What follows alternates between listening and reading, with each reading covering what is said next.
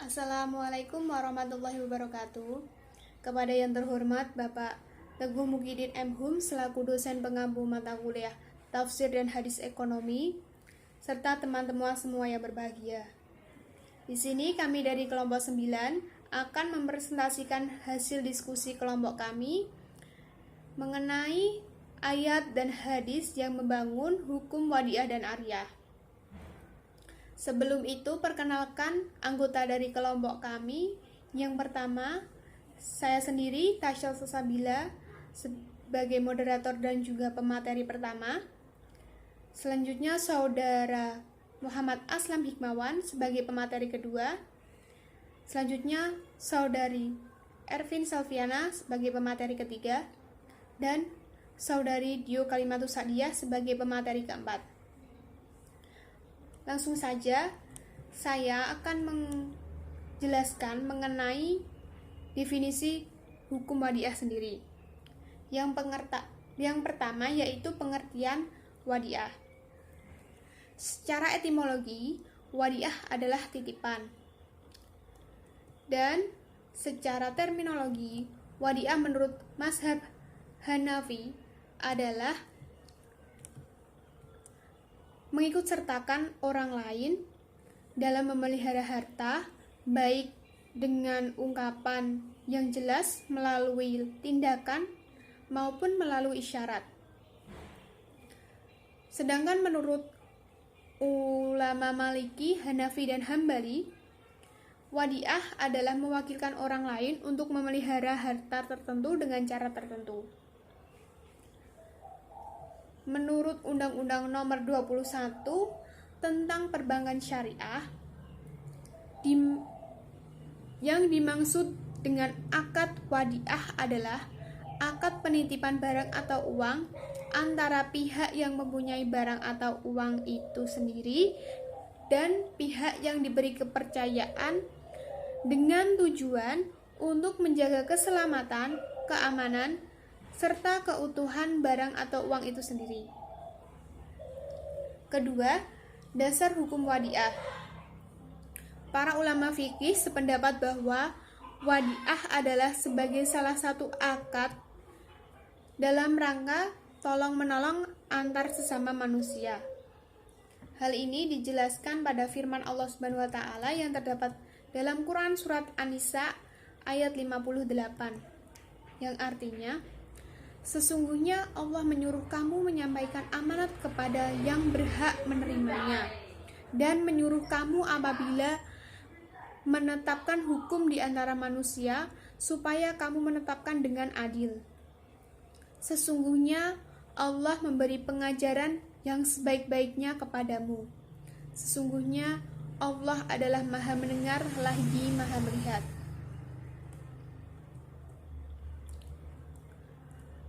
Kemudian berdasarkan fatwa Dewan Syariah Nasional nomor 1 /DSN MUI /4 menetapkan bahwa giro yang dibenarkan secara syariah yaitu giro yang berdasarkan prinsip mudharabah dan wadiah. Demikian juga tabungan dalam produk wadiah dapat dibenarkan berdasarkan fatwa Dewan Syariah Nasional nomor 2 /DSN MUI /4 menyatakan bahwa tabungan yang dibenarkan yaitu tabungan yang berdasarkan prinsip mudharabah dan wadiah. Ketiga, rukun dan syarat wadiah. Menurut ulama fikih, Imam Abu Hanifah mengatakan bahwa rukun wadiah hanyalah ijab dan qabul. Namun menurut jumhur ulama mengemukakan bahwa rukun wadiah ada 3. Yang pertama, orang yang berakad. Yang kedua, barang titipan. Dan yang ketiga, syikhad, ijab, dan qabul. Adapun syarat wadiah adalah yang pertama, orang yang berakad. Orang yang berakad hendaklah orang yang sehat, di antaranya yaitu balik, berakal, atas kemauannya sendiri atau tidak dipaksa. Dalam mazhab Hanafi, Balik dan berakal tidak dijadikan syarat dari orang yang sedang berakad. Jadi, anak kecil yang diizinkan oleh walinya boleh melakukan akad wadiah ini. Yang kedua, yaitu barang titipan. Syarat-syarat benda yang dititipkan. Yang pertama, benda yang dititipkan disyaratkan harus benda yang bisa disimpan. Apabila benda tersebut tidak bisa disimpan, seperti burung di udara atau benda yang jatuh ke dalam air, maka wadiahnya tidak sah. Apabila benda tersebut hilang, sehingga tidak wajib diganti. Syarat ini dikemukakan oleh ulama-ulama Hanafi. Yang kedua, menurut Syafi'i dan Hambali mensyaratkan benda yang dititipkan harus benda yang mempunyai nilai atau qimah dan dipandang sebagai ma'al walaupun najis. Seperti anjing yang bisa dimanfaatkan untuk berburu atau menjaga keamanan. Apabila benda tersebut tidak memiliki nilai seperti anjing yang tidak ada manfaatnya, maka wadiahnya tidak sah. Ketiga, syikhat atau akad. Syarat syikhat yaitu kedua belah pihak melafalkan akad, yaitu orang yang menitipkan dan orang yang diberi titipan. Dalam perbankan biasanya ditandai dengan penandatanganan surat atau buku tanda bukti penyimpanan. Keempat, macam-macam wadiah. Yang pertama, wadiah yad amanah. Para ulama ahli fikih mengatakan bahwa akad wadiah bersifat mengikat kedua belah pihak. Akan tetapi, apabila orang yang tanggung jawab memelihara barang itu bersifat ganti rugi, ulama fikih sepakat bahwa status wadiah bersifat amanat, bukan domaan, sehingga semua kerusakan penitipan tidak menjadi tanggung jawab pihak yang menitipi. Berbeda sekiranya kerusakan itu disengaja oleh orang yang dititipi. Sebagai alasannya adalah sabda Rasulullah Shallallahu Alaihi Wasallam, yaitu orang yang dititipi barang apabila tidak melakukan pengkhianatan tidak dikenakan ganti rugi. Hadis riwayat Baihaqi dan Daruqutni. Selanjutnya, wadiah yad domanah. Akad ini bersifat memberikan kebebasan kepada pihak penerima titipan dengan atau tanpa seizin pemilik barang dapat memanfaatkan barang atau bertanggung jawab terhadap kehilangan atau kerusakan pada barang yang digunakannya. Terima kasih, demikian penjelasan dari saya. Materi selanjutnya akan dijelaskan oleh Saudara Muhammad Aslam Hikmawan. Waktu dan tempat saya persilahkan. Selanjutnya saya akan menjelaskan tentang aplikasi wadiah dalam perbankan syariah. Dalam perbankan syariah, sumber dana secara umum ada 3, yaitu pertama, dari bank sendiri yang berupa modal setoran dari pemegang saham. Kedua, dari masyarakat yang berupa simpanan dalam bank tersebut. Ketiga, wadiah merupakan salah satu produk penghimpun dana atau modal bank syariah dari nasabah atau masyarakat. A. Bentuk wadiah dan jenis transaksinya. Dalam aplikasinya di perbankan, wadiah secara fungsional dapat dibagi menjadi 2, yaitu pertama, wadiah jariyah atau tahta tolab, yaitu suatu titipan di mana penyimpan berhak mengambil kapan saja, baik kas ataupun dengan cek ataupun melalui nasabah pihak ketiga. Kedua, wadiah idkhariyah atau at-tawfir. Ciri-ciri simpanan ini adalah kecilnya simpanan dan banyaknya jumlah nasabah.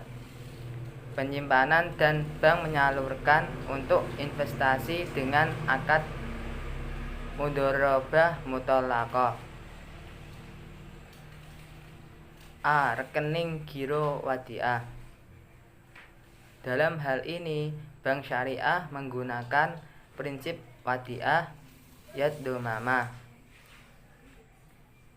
Dengan prinsip ini, bank sebagai kustodian harus menjamin pembayaran kembali nominal simpanan wadiah.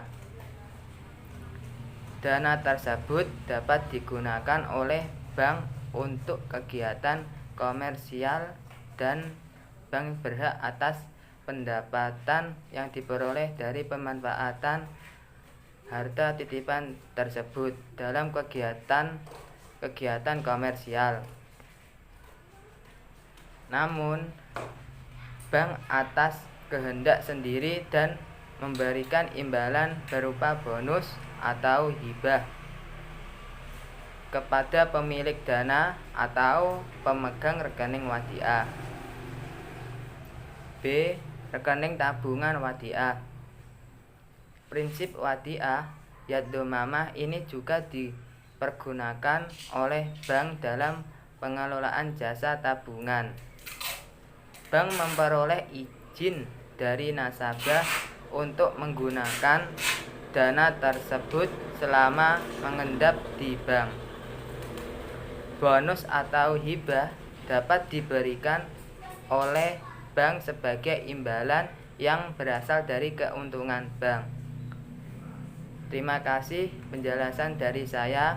Materi selanjutnya akan disampaikan oleh teman saya. Waktu dan tempat kami persilahkan. Assalamualaikum warahmatullahi wabarakatuh. Di sini saya akan menjelaskan tentang definisi ariyah. Yang pertama yaitu pengertian ariyah. Menurut sebagian pendapat, ariyah berasal dari kata at-ta'awun yang artinya saling menukar dan mengganti, yakni dalam tradisi yaitu pinjam meminjam. Yang kedua yaitu tentang dasar hukum ariyah. Dalam Al-Quran terdapat dalam surah Al-Ma'un ayat 5 dan 6 dan surah Al-Maidah ayat 2. Yang ketiga yaitu tentang rukun dan syarat ariyah. Rukun ariyah ada 3.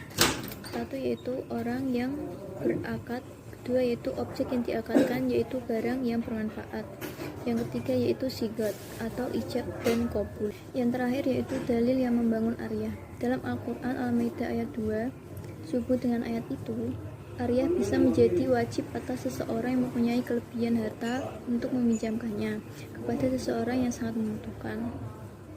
Itu yang bisa saya terangkan tentang definisi ariyah. Selanjutnya saya akan menjelaskan tentang dalil yang membangun hukum wadiah dan ariyah. Al-wadiah dapat diartikan sebagai titipan murni dari suatu pihak ke pihak yang lainnya, baik individu maupun badan hukum, yang harus dijaga dan dikembalikan kapan saja si penitip menghendakinya. Akad wadiah bukanlah akad komersial untuk mencari profit. Contoh hadis Sahih Muslim sebagai berikut.